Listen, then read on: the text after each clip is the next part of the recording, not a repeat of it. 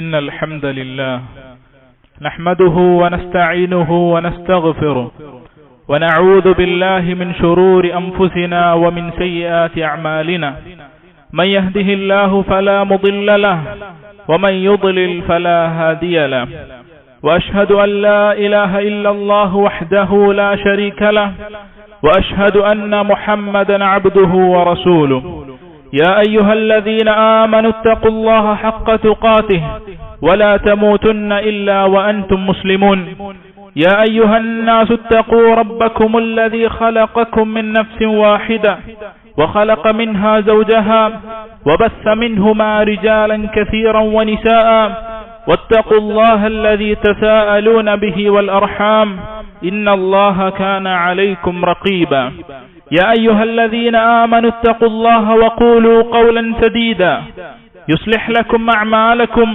ويغفر لكم ذنوبكم ومن يطع الله ورسوله فقد فاز فوزا عظيما أما بعد فإن أصدق الحديث كتاب الله وخير الهدي هدي محمد صلى الله عليه وسلم وشر الأمور محدثاتها وكل محدثة بدعة وكل بدعة ضلالة وكل ضلالة في النار. സ്നേഹാദരണീയരായ സഹോദരന്മാരെ, അല്ലാഹു തആലയെ സൂക്ഷിച്ചുകൊണ്ട് അവന്റെ വിധിവിലക്കുകൾ പാലിച്ചുകൊണ്ട് ജീവിക്കണമേ എന്ന് ആദ്യമായി എന്നെയും നിങ്ങളെയും ഓർമ്മപ്പെടുത്തുകയാണ്, വസിയ്യത്ത് ചെയ്യുകയാണ്. ഇബ്നു അസാകിർ അദ്ദേഹത്തിന്റെ താരീഖിൽ കൊണ്ടുവന്നിട്ടുള്ള ഒരു സംഭവം കാണാം. ഉമവി ഭരണകൂടത്തിന്റെ സൈനിക കമാൻഡറായിരുന്ന മസ്ലമത്ത് ഇബ്നു അബ്ദുൽ മലിക്, അദ്ദേഹത്തിന്റെ നേതൃത്വത്തിൽ റോമക്കാരോടുള്ള യുദ്ധം നടക്കുകയാണ്. അങ്ങനെ മുസ്ലിം സൈന്യം റോമക്കാരുടെ കോട്ടയ്ക്ക് മുമ്പിൽ അണിനിരന്നിട്ടുണ്ട്. എന്നാൽ അവിടെ ഒരു പ്രശ്നം, ആ കോട്ടക്കകത്തേക്ക് ഒരാൾക്കും പ്രവേശിക്കാൻ സാധിക്കുന്നില്ല. മുസ്ലിമീങ്ങൾക്ക് അതിന്റെ ഉള്ളിലേക്ക് അകത്തേക്ക് പ്രവേശിക്കാൻ സാധിക്കുന്നില്ല. അതുകൊണ്ട് തന്നെ ആ കോട്ട കീഴടക്കുക എന്നത് ഏറെ പ്രയാസകരമായി. അങ്ങനെ ഈ ഉപരോധം നീണ്ടുപോവുകയാണ്. ആഴ്ചകളോളം, ചില റിവായത്തുകളിൽ മാസങ്ങളോളം ഈ ഉപരോധം നീണ്ടുപോയി. അങ്ങനെ മുസ്ലിം സൈന്യത്തിൽ നിന്നൊരാൾ, അദ്ദേഹം ചുമരിൽ തുളയുണ്ടാക്കുകയോ അല്ലെങ്കിൽ വെള്ളമൊഴുകുന്ന ഒരു ദാരത്തിലൂടെയോ അകത്തേക്ക് കയറുകയാണ്. അകത്തേക്ക് കയറുകയും അവിടെ വാതിൽക്കലുണ്ടായ കാവൽക്കാരായ പടയാളികളെ മുഴുവൻ ഒറ്റക്ക് കീഴ്പ്പെടുത്തുകയും ചെയ്തു. എന്നിട്ട് മുസ്ലിമീങ്ങൾക്ക് ആ കോട്ടയുടെ വാതിൽ തുറന്നു കൊടുക്കുകയാണ്. അതിലൂടെ മുസ്ലിം സൈന്യം ആ കോട്ടക്കകത്തേക്ക് പ്രവേശിക്കുകയും മുസ്ലിമീങ്ങൾക്ക് അവിടെ വിജയമുണ്ടാവുകയും ചെയ്തു. അങ്ങനെ പിറ്റേ ദിവസം യുദ്ധം കഴിഞ്ഞപ്പോ മസ്ലമത്ത് ഇബ്നു അബ്ദുൽ മലിക് അദ്ദേഹം വിളംബരം ചെയ്തു, ആ കോട്ടക്കകത്തേക്ക് ആദ്യമായി കയറിയ പടയാളി അദ്ദേഹം എന്റെ അടുക്കലേക്ക് വരേണ്ടതുണ്ട്, ആ മനുഷ്യന് പ്രതിഫലം നൽകുന്നതിനു വേണ്ടി. അങ്ങനെ ഈ വിളംബരം കഴിഞ്ഞു. ആരും അദ്ദേഹത്തിന്റെ അടുക്കലേക്ക് വന്നിട്ടില്ല. രണ്ടാമത്തെ ദിവസം വീണ്ടും അദ്ദേഹം വിളംബരം ചെയ്തു. എന്നാൽ ഒരാൾ പോലും അദ്ദേഹത്തിന്റെ അടുക്കലേക്ക് വന്നിട്ടില്ല. മൂന്നാമത്തെ ദിവസവും ഇതേപോലെ തന്നെ ഒരാളും അദ്ദേഹത്തിന്റെ അടുക്കലേക്ക് വരുന്നില്ല. നാലാമത്തെ ദിവസം അദ്ദേഹം അല്ലാഹുവിൽ ശപഥം ചെയ്തുകൊണ്ട് പറയുകയാണ്, അല്ലാഹു തന്നെ സത്യം, എന്റെ അടുക്കലേക്ക് വന്നാലേ മതിയാകൂ, നിർബന്ധമായും എന്റെ അടുക്കലേക്ക് വരേണ്ടതുണ്ട്.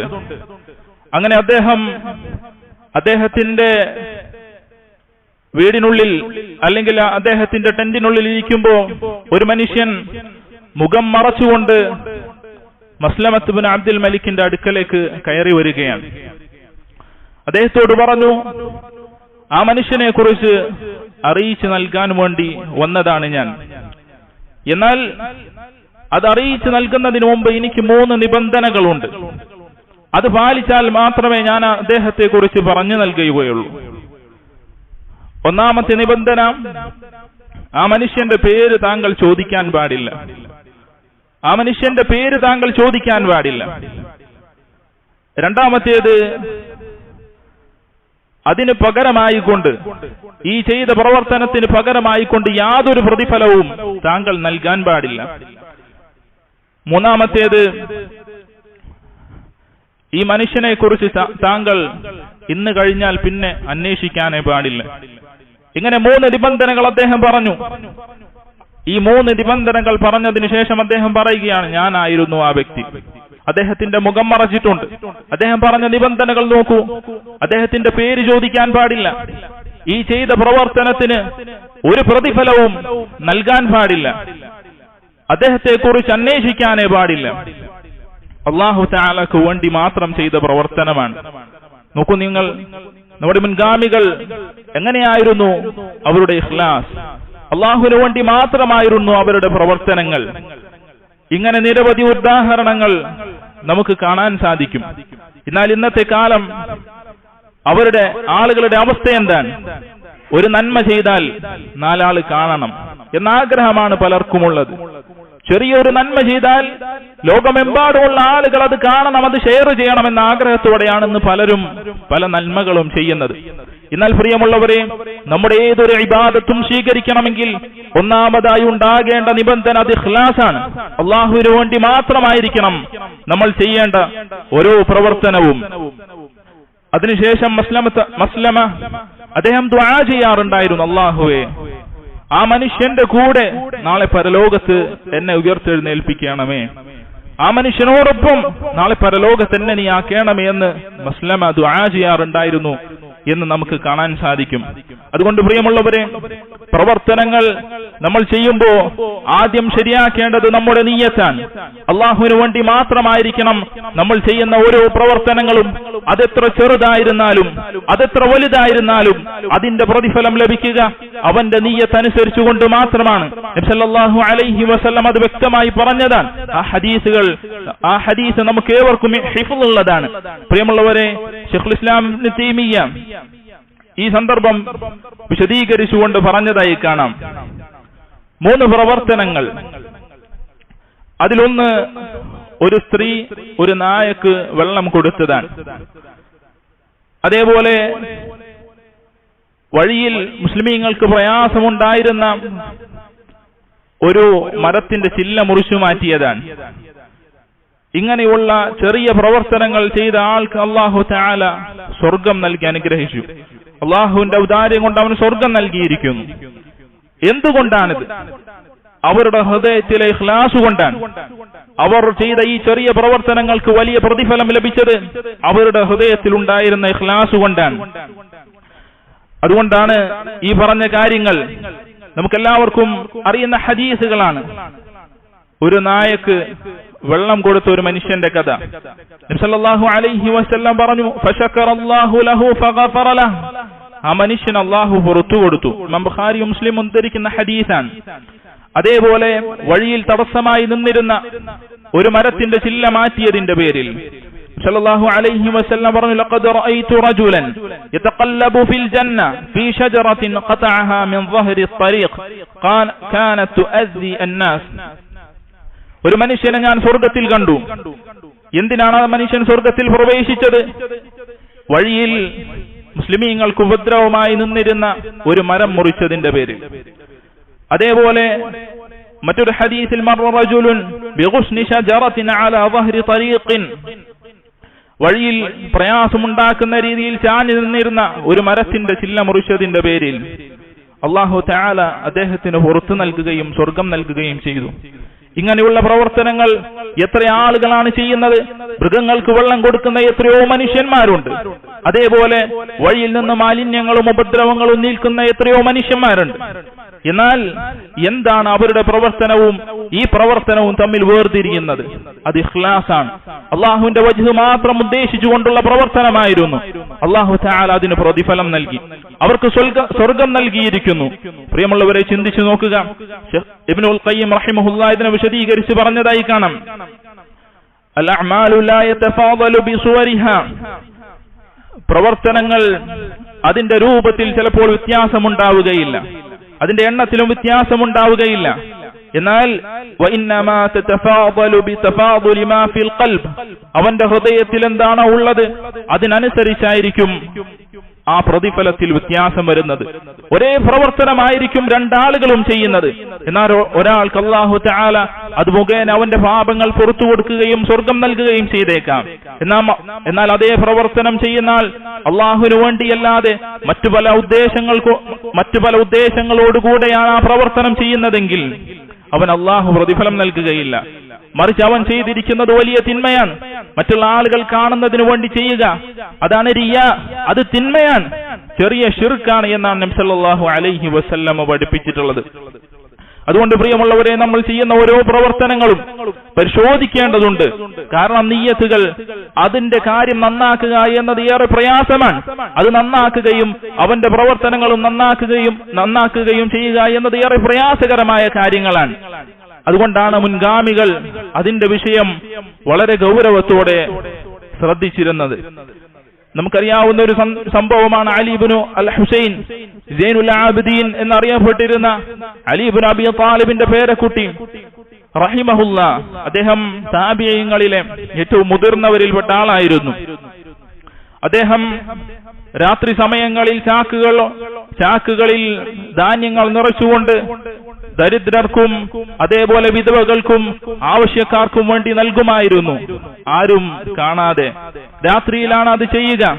എത്രത്തോളം എന്നാൽ അദ്ദേഹം മരണപ്പെട്ടതിന് ശേഷം മയ്യത്ത് കുളിപ്പിക്കുന്ന സമയത്താണ് അദ്ദേഹത്തിന്റെ മുതുകിൽ കറുത്ത പാടുകൾ കാണുന്നത്. അപ്പോഴാണ് ആളുകൾക്ക് മനസ്സിലായത് ഇങ്ങനെ ധാന്യങ്ങൾ എത്തിച്ചിരുന്നത് ഇദ്ദേഹമായിരുന്നു, അലി ഇബ്നു ഹുസൈൻ റളിയല്ലാഹു അൻഹു.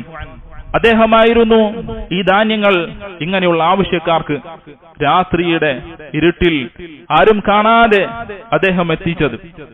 നോക്കൂ സഹോദരങ്ങളെ, ഇങ്ങനെയുള്ള പ്രവർത്തനങ്ങൾ ചെയ്ത മുൻഗാമികൾ നിരവധി ഉദാഹരണങ്ങൾ നമുക്ക് കാണാൻ സാധിക്കും.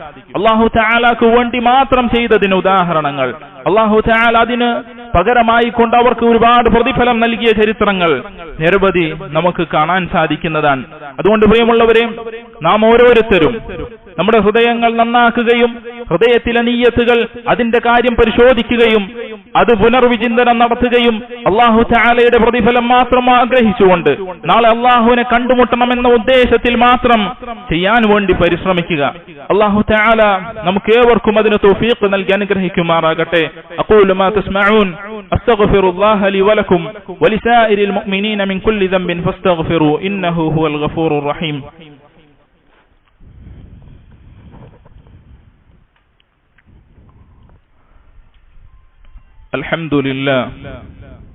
الحمد لله رب العالمين والصلاة والسلام على أشرف الأنبياء والمرسلين وعلى آله وصحبه أجمعين أما بعد. പ്രിയമുള്ള സഹോദരങ്ങളെ, അല്ലാഹു തആല മനുഷ്യരെ ഏവരെയും സൃഷ്ടിച്ചിട്ടുള്ളത് ഏറ്റവും നല്ല പ്രവർത്തനം ആരാണ് ചെയ്യുന്നത് എന്ന് പരിശോധിക്കുന്നതിന് വേണ്ടിയാണ്. ഏറ്റവും നല്ല പ്രവർത്തനം എന്നാൽ അല്ലാഹു തആലയുടെ വജ്ഹ് മാത്രം ഉദ്ദേശിക്കപ്പെട്ട പ്രവർത്തനങ്ങളാണ്. അതേപോലെ നബി സല്ലല്ലാഹു അലൈഹി വസല്ലമയുടെ സുന്നത്തിനോട് യോജിച്ച പ്രവർത്തനങ്ങളാണ്. അതാണ് ഏറ്റവും നല്ല പ്രവർത്തനങ്ങൾ. അതല്ലാത്ത പ്രവർത്തനങ്ങളൊന്നും അല്ലാഹു സ്വീകരിക്കുകയില്ല. അല്ലാഹുവിന്റെ റസൂൽ സല്ലല്ലാഹു അലൈഹി വസല്ലമ പഠിപ്പിച്ച പ്രവർത്തനങ്ങളാണ് എങ്കിൽ പോലും അവന്റെ ഉദ്ദേശം ശരിയല്ല എങ്കിൽ ആ പ്രവർത്തനങ്ങൾ അല്ലാഹു തള്ളിക്കളയുന്നതാണ്. നാളെ അതിന് പ്രതിഫലം ലഭിക്കുകയില്ല. എന്നാൽ ഒരുത്തൻ നല്ല ഉദ്ദേശത്തോടെയാണ് പ്രവർത്തിക്കുന്നത്, എന്നാൽ അവൻ നബി സല്ലല്ലാഹു അലൈഹി വസല്ലമ പഠിപ്പിച്ച രൂപത്തിലല്ല എങ്കിൽ ആ പ്രവർത്തനത്തിനും നാളെ പ്രതിഫലം ലഭിക്കുകയില്ല. മറിച്ച് പ്രതിഫലം ലഭിക്കപ്പെടുന്ന പ്രവർത്തനങ്ങൾ എന്ന് പറഞ്ഞാൽ അല്ലാഹുവിന്റെ വജ്ഹ് മാത്രം ഉദ്ദേശിച്ച പ്രവർത്തനങ്ങളും അതേപോലെ നബി സല്ലല്ലാഹു അലൈഹി വസല്ലമയുടെ സുന്നത്തിനോട് യോജിച്ചതുമാണ്. പ്രിയമുള്ളവരെ, ഹദീസ് ബിതാഖ എന്ന് പറയുന്ന ഒരു ഹദീസ് കാണാം. 99ഓളം ഏടുകൾ നിറയെ തിന്മകളുമായി വന്ന ഒരു മനുഷ്യൻ, അല്ലാഹു തആല നാളെ ആ മനുഷ്യനെ മീസാനിൽ തൂക്കി നോക്കും അവന്റെ തിന്മകളും നന്മകളും. 99ഓളം ഏടുകൾ, ഓരോ ഏടുകളും കണ്ണെത്താ ദൂരത്തോളമുണ്ട്. അങ്ങനെ അത്രയും തിന്മകളുമായി വന്ന ഒരു മനുഷ്യൻ, ആ മനുഷ്യനോട് അല്ലാഹു തആല ചോദിക്കും, നിനക്ക് എന്ത് നന്മയാണുള്ളത്? അങ്ങനെ ഒരു ചെറിയൊരു കഷ്ണം കാടെടുക്കും, അതിൽ ലാ ഇലാഹ ഇല്ലല്ലാഹ് എന്നെഴുതിയിട്ടുണ്ട്. അങ്ങനെ ആ പ്രവർത്തനം അല്ലാഹു തആല മറ്റു മീസാനിന്റെ മറ്റു ഭാഗത്ത് വെക്കുകയും ആ ഭാഗം കനം തൂങ്ങുകയും ചെയ്യുന്നതായി കാണാം. അല്ലാഹു തആല ആ മനുഷ്യന്റെ പാപങ്ങളെല്ലാം പുറത്തു കൊടുക്കും. ആ ഒരു ചെറിയ നന്മ, ലാ ഇലാഹ ഇല്ലല്ലാഹ് എന്ന കലിമത്തുൽ തൗഹീദായ, കലിമത്തുൽ ഇഖ്ലാസായ, അല്ലാഹു തആലയുടെ വജ്ഹ് മാത്രം ഉദ്ദേശിച്ചുകൊണ്ടുള്ള ലാ ഇലാഹ ഇല്ലല്ലാഹ് എന്ന പ്രവർത്തനം എന്ന വാക്ക് അത് കനം തൂങ്ങുകയും അവന്റെ തിന്മകളെല്ലാം പൊറുക്കപ്പെടുകയും ചെയ്യും. ഇതിനെ വിശദീകരിച്ചുകൊണ്ട് പണ്ഡിതന്മാർ പറഞ്ഞതായി കാണാം, അദ്ദേഹത്തിന്റെ അവസാന സമയത്ത് ചിലപ്പോൾ അല്ലാഹു തആലയുടെ വജ്ഹ് മാത്രം ഉദ്ദേശിച്ചുകൊണ്ട് വല്ല പ്രവർത്തനങ്ങളും ആ മനുഷ്യൻ ചെയ്തിട്ടുണ്ടാകും. അതുകൊണ്ടായിരിക്കാം ആ മനുഷ്യൻ ഇത്രയും തിന്മകൾ പൊറുക്കപ്പെടുകയും ലാ ഇലാഹ ഇല്ലല്ലാഹ് എന്നെഴുതിയ ആ ഒരു രേഖ മാത്രം കനം തൂങ്ങുകയും ചെയ്തത് എന്ന് പണ്ഡിതന്മാർ വിശദീകരിച്ചതായി കാണാം. പ്രിയമുള്ളവരെ, ഇഖ്ലാസുള്ളവരാവുക, അതിനൊരുപാട് നേട്ടങ്ങളും ശ്രേഷ്ഠതകളും നമുക്ക് കാണാൻ സാധിക്കും. ഇഖ്ലാസിന്റെ ശ്രേഷ്ഠതകളാണ് അവനെ പിശാച് അടുക്കുകയില്ല, പിശാചിൽ നിന്നുള്ള സംരക്ഷണം അവനുണ്ടാകും. അതേപോലെ ശത്രുക്കൾക്കെതിരിൽ അള്ളാഹുവിന്റെ സഹായം ലഭിക്കാൻ അത് ഇഖ്ലാസ് കാരണമാണ്. ഇഖ്ലാസുള്ള ആളുകൾക്കാണ് അല്ലാഹു തആല അവന്റെ സഹായം ഉണ്ടാകുന്നത്. നബി സല്ലല്ലാഹു അലൈഹി വസല്ലം പറഞ്ഞു, ഇന്നമാ യൻസുറുല്ലാഹു ഹാദിഹിൽ ഉമ്മത ബിളഈഫിഹാ. അല്ലാഹു തആല ഈ ഉമ്മത്തിനെ സഹായിക്കുന്നത് ദുർബലരായ ആളുകളെ കൊണ്ടാണ്. ബിദഅവതിഹിം, അവരുടെ പ്രാർത്ഥന മൂലം, വസലാത്തിഹിം, അവരുടെ നിസ്കാരങ്ങൾ മൂലം, വഇഖ്ലാസിഹിം, അവരുടെ നിഷ്കളങ്കത മൂലം. നോക്കൂ നിങ്ങൾ, ഇമാം അൻ-നസായി റഹിമഹുല്ലാഹ് അദ്ദേഹം ഉദ്ധരിച്ച ഹദീസാണ്. സാധാരണക്കാരെ കൊണ്ടാണ് ഈ ഉമ്മത്തിന് സഹായം ലഭിക്കുന്നത് എന്നാണ് നബി സല്ലല്ലാഹു അലൈഹി വസല്ലം പറയുന്നത്. അവരുടെ പ്രവർത്തനങ്ങൾ, അവരുടെ നിസ്കാരങ്ങൾ, അവരുടെ പ്രാർത്ഥനകൾ, അവരുടെ പ്രവർത്തനങ്ങളിലുള്ള ഇഖ്ലാസ് മുഖേനയാണ് മുസ്ലിം ഉമ്മത്തിന് സഹായം ലഭിക്കുന്നത് എന്ന് നബി സല്ലല്ലാഹു അലൈഹി വസല്ലം വിശദീകരിച്ച് നൽകുകയാണ്. പ്രിയമുള്ളവരെ, ഇഖ്ലാസ് ഉണ്ടാവുക എന്നതിന്റെ ശ്രേഷ്ഠത അറിയിക്കുന്ന മറ്റൊരു ഹദീസാണ്. നാളെ പരലോകത്ത് ഏറെ പ്രയാസപ്പെട്ട് നിൽക്കുന്ന സമയത്ത് അല്ലാഹു തആല തണൽ നൽകുന്ന ഒരു വിഭാഗം, 7 വിഭാഗം ആളുകളുണ്ട്. അതിലൊരു വിഭാഗമാരാണ് വറജുലുൻ തസദ്ദഖ ബിസദഖത്തിൻ ഫഅഖ്ഫാഹാ ഹത്താ ലാ തഅലമ ശിമാലുഹു മാ തുൻഫിഖു യമീനുഹു. ഒരാൾ സദഖ നൽകിയ വ്യക്തിയാണ്. എന്താണ് ആ മനുഷ്യന്റെ പ്രത്യേകത? അവൻ നൽകിയത് അവന്റെ ഇടം കൈ അറിഞ്ഞിട്ടില്ല. അവന്റെ വലം കൈ ചെലവഴിക്കുന്നത് എന്താണോ അത് അവന്റെ ഇടം കൈ അറിഞ്ഞിട്ടില്ല. അങ്ങനെ രഹസ്യമായി ചെലവഴിക്കുന്ന ആളുകൾ, അവർക്ക് നാളെ അർശിന്റെ തണലുണ്ടാകുമെന്ന് നബി സല്ലല്ലാഹു അലൈഹി വസല്ലം പറയുകയാണ്. അതേപോലെ അള്ളാഹുവിനെ കുറിച്ച് ആലോചിച്ചുകൊണ്ട് ഒറ്റക്കിരുന്ന് കരയുന്ന ആളുകൾ, അവർക്ക് അല്ലാഹു തആല ഇതേ പ്രതിഫലം നൽകുമെന്ന ഹദീസുകളിൽ കാണാം. നോക്കൂ നിങ്ങൾ, ആരും കാണാനില്ലാതെ അള്ളാഹുവിനെ ഓർത്തുകൊണ്ട് കരയുക, ആരെയും കാണിക്കാനല്ല, അള്ളാഹുവിനെ കുറിച്ച് ഓർത്തുകൊണ്ട് അവന്റെ ശിക്ഷയെ ഭയപ്പെട്ടുകൊണ്ട് കരയുക. മുൻഗാമികളിൽ ചിലരെ നമുക്ക് ഇങ്ങനെ കാണാമായിരുന്നു. തന്റെ ഭാര്യ അടുത്ത് കിടക്കുന്നുണ്ടാകും, എന്നാലും ഭാര്യ പോലും അറിയാതെ കണ്ണീർ വാർത്തുകൊണ്ട് അള്ളാഹുവിനെ കുറിച്ച് ഓർക്കുന്ന ആളുകൾ. അതേപോലെ വീട്ടിൽ നിന്ന് രാവിലെ ഇറങ്ങുന്ന ആളുകൾ ഭക്ഷണവുമായി ഇറങ്ങും, എന്നാൽ ആ മനുഷ്യന് നോമ്പായിരിക്കും. അദ്ദേഹം പോകുന്ന വഴിയിൽ അദ്ദേഹത്തിന്റെ കയ്യിൽ ഉള്ള ആ ഭക്ഷണം അത് മറ്റുള്ള ആളുകൾക്ക് സ്വതക്ക നൽകും. എന്നിട്ട് വൈകുന്നേരം നോമ്പ് തുറന്നതിന് ശേഷം തിരിച്ചു വീട്ടിലേക്ക് പോകുന്ന ആളുകൾ. ഇങ്ങനെ നമ്മുടെ സലഫുകളുടെ ജീവിതം നോക്കിയാൽ അത്ഭുതപ്പെടുത്തുന്ന ഇഖ്ലാസിന്റെ ചരിത്രമാണ് അവരുടെ ജീവിതത്തിൽ നിരവധിയായി നമുക്ക് കാണാൻ സാധിക്കുക. അതുകൊണ്ട് പ്രിയമുള്ളവരെ, നമ്മുടെ ഇബാദത്തുകൾ പരിശോധിക്കുക. നമ്മളെല്ലാവരും രാവിലെ എഴുന്നേൽക്കുന്നു, നിസ്കരിക്കുന്നു, വുളൂ എടുക്കുന്നു, നിസ്കരിക്കുന്നു, സൽക്കർമ്മങ്ങൾ ചെയ്യുന്നു. ഇങ്ങനെ ചെയ്തിട്ടും നമ്മുടെ ഹൃദയത്തിന്റെ അവസ്ഥ എന്താണ്? ഇതെല്ലാം ചെയ്യുമ്പോഴും നമ്മുടെ ഹൃദയം എങ്ങനെയാണുള്ളത്? ഉലമാക്കൾ പറഞ്ഞതായി കാണാം, ഉന്മേഷമുള്ള ആളുകൾ അവരുടെ സാധാരണയായി ചെയ്യുന്ന പ്രവർത്തനങ്ങൾ വരെ ഇബാദത്തുകളായിരിക്കും. അവൻ ചെയ്യുന്ന സാധാരണ പ്രവർത്തനങ്ങൾ, അവൻ കിടന്നുറങ്ങുന്നു, ആ സമയത്ത് അവൻ നല്ല നിയ്യത്ത് വെക്കുന്നു, എന്റെ ശരീരത്തിന് ഉന്മേഷം ലഭിക്കുകയും അള്ളാഹുവിന് കൂടുതൽ ഇബാദത്ത് ചെയ്യുന്നതിനു വേണ്ടിയാണ് ഞാൻ ഉറങ്ങുന്നത് എന്ന്. ആ ഉറക്കത്തിന് അവന് പ്രതിഫലം ലഭിക്കുന്നതാണ്. അതേപോലെ അവൻ പണിയെടുക്കുന്നു, ഭാര്യക്കും മക്കൾക്കും ഭക്ഷണം നൽകുന്നു. അവൻ പണിയെടുക്കുമ്പോൾ അവന്റെ നിയ്യത്ത് ആളുകളോട് ചോദിക്കരുത്, ആളുകളുടെ മുൻപിൽ കൈനീട്ടാതെ അന്തസ്സോടെ ജീവിക്കണമെന്നാണ് എങ്കിൽ അവൻ പണിയെടുക്കുന്നതിന് പ്രതിഫലമാണ്. ഭാര്യക്ക് ഭക്ഷണം നൽകുന്നു, അതിലൂടെ അവൻ അള്ളാഹുവിന്റെ വജ്ഹ് ഉദ്ദേശിക്കുന്നു, അവന് പ്രതിഫലമുണ്ട്. ഇങ്ങനെ അവൻ സാധാരണയായി ചെയ്യുന്ന കാര്യങ്ങൾക്ക് ഒരേ പ്രതിഫലം ലഭിക്കുന്നതാണ്. ഹൃദയം ഉണർവുള്ള ആളുകൾ. എന്നാൽ ഇബാദാത്തു അഹ്ലിൽ ഗഫ്ലത്തി ആദാത്തുൻ, ഗഫ്ലത്തിന്റെ ആളുകൾ, അശ്രദ്ധയുടെ ആളുകൾ, അവരുടെ ഇബാദത്തുകൾ പോലും അവർക്ക് പ്രതിഫലം ലഭിക്കാതെ സാധാരണയായി ദിനചര്യയായി അവൻ ചെയ്യുന്ന കാര്യങ്ങളായി മാറിപ്പോകുന്നതാണ്. അവൻ സാധാരണ ചെയ്യുന്ന കാര്യങ്ങൾ പോലെ അവന്റെ ഇബാദത്തുകൾക്ക് പോലും പ്രതിഫലമില്ലാത്ത അവസ്ഥ.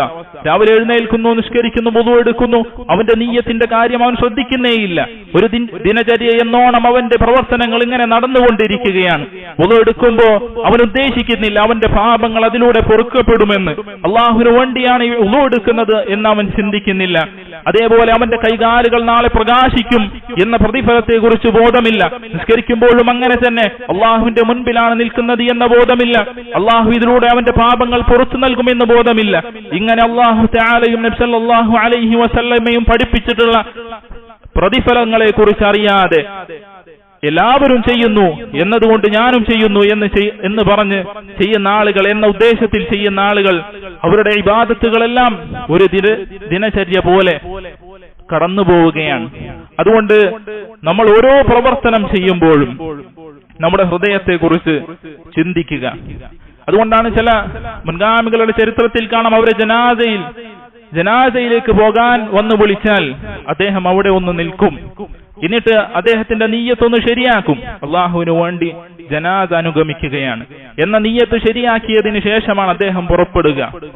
അങ്ങനെ നമ്മുടെ ഓരോ പ്രവർത്തനങ്ങളും രാവിലെ എഴുന്നേൽക്കുമ്പോൾ മുതൽ ഓരോ പ്രവർത്തനത്തിലും ഹൃദയ സാന്നിധ്യം ഉണ്ടാക്കാനും അള്ളാഹുവിന്റെ വജ്ഹ് മാത്രം ഉദ്ദേശിക്കാനും നമുക്ക് സാധിക്കേണ്ടതുണ്ട്. അതേപോലെ പ്രിയമുള്ളവരെ, നബി സല്ലല്ലാഹു അലൈഹി വസല്ലമയുടെ സുന്നത്തിനോട് യോജിച്ച രൂപത്തിലാക്കാനും നമ്മുടെ പ്രവർത്തനങ്ങളെ നമുക്ക് സാധിക്കേണ്ടതുണ്ട് എന്ന് മനസ്സിലാക്കുക. അല്ലാഹു തആല നമുക്ക് ഏവർക്കും അതിനുള്ള തൗഫീഖ് നൽകി അനുഗ്രഹിക്കുമാറാകട്ടെ. സുബൈർ ഇബ്നുൽ അവ്വാം റളിയല്ലാഹു അൻഹു അദ്ദേഹം പറഞ്ഞതായി കാണാം, ഇജഅലൂ ലക്കും ഖബീഅതൻ മിനൽ അമലി സ്വാലിഹ് കമാ അന്ന ലക്കും ഖബീഅ മിനൽ അമലി സയ്യ. തിന്മകൾ രഹസ്യമായി മറ്റാരും കാണാതെ രഹസ്യമായ പ്രവർത്തനങ്ങൾ നിങ്ങൾ ചെയ്തിട്ടുണ്ട്. അതേപോലെ ആ പ്രവർത്തനങ്ങൾ എങ്ങനെയാണോ നിങ്ങൾ രഹസ്യമായി വെച്ചിട്ടുള്ളത് അതേപോലെയുള്ള സൽക്കർമ്മങ്ങളും നിങ്ങൾക്കുണ്ടാകട്ടെ. അറിയാതെ അറിവില്ലാത്ത കാലത്തും അറിഞ്ഞുകൊണ്ടും ആരും കാണാനില്ലാത്ത സമയത്ത് പല തിന്മകളും ചെയ്തവരാണ് നമ്മൾ. അള്ളാഹു പുറത്തു നൽകട്ടെ. അതേപോലെ ആരും കാണാത്ത, ആർക്കും അറിയാത്ത, അള്ളാഹുവിനും നമുക്കും മാത്രം അറിയുന്ന എന്തെങ്കിലും ഒരു നന്മ നമ്മളിൽ ഉണ്ടാക്കിയെടുക്കാൻ നമ്മൾ പണിയെടുക്കേണ്ടതുണ്ട്.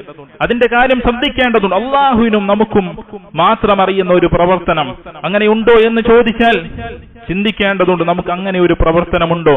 അള്ളാഹുവും ഞാനും ഇടയിൽ മറ്റാരുമില്ലാതെ ഈ രണ്ടാളുകൾ മാത്രം അറിയുന്ന ഒരു പ്രവർത്തനം നമുക്കുണ്ടോ? അങ്ങനെയില്ല എങ്കിൽ അങ്ങനെ ഏതെങ്കിലും ഒരു പ്രവർത്തനം അള്ളാഹുവിന്റെ വജ്ഹ് മാത്രം ഉദ്ദേശിച്ചുകൊണ്ട് ചെയ്യാൻ നമുക്ക് ഏവർക്കും സാധിക്കേണ്ടതുണ്ട്.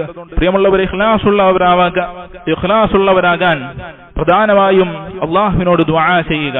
അള്ളാഹുവിനോട് ധാരാളമായി ദുആ ചെയ്യുക. കാരണം ഹൃദയം എന്നത് അള്ളാഹുവിന്റെ രണ്ട് വിരലുകൾക്കിടയിലാണ് എന്ന് നബി സല്ലല്ലാഹു അലൈഹി വസല്ലം പറഞ്ഞിട്ടുണ്ട്. നബി സല്ലല്ലാഹു അലൈഹി വസല്ലമ ഹൃദയം നേരെയാകുന്നതിന് വേണ്ടി അള്ളാഹുവിനോട് ദുആ ചെയ്തിട്ടുണ്ട്. അപ്പോൾ നമ്മൾ എത്രത്തോളം ആ പ്രാർത്ഥന ആവർത്തിച്ച് ദുആ ചെയ്യേണ്ടതുണ്ട് എന്ന് ചിന്തിക്കുക.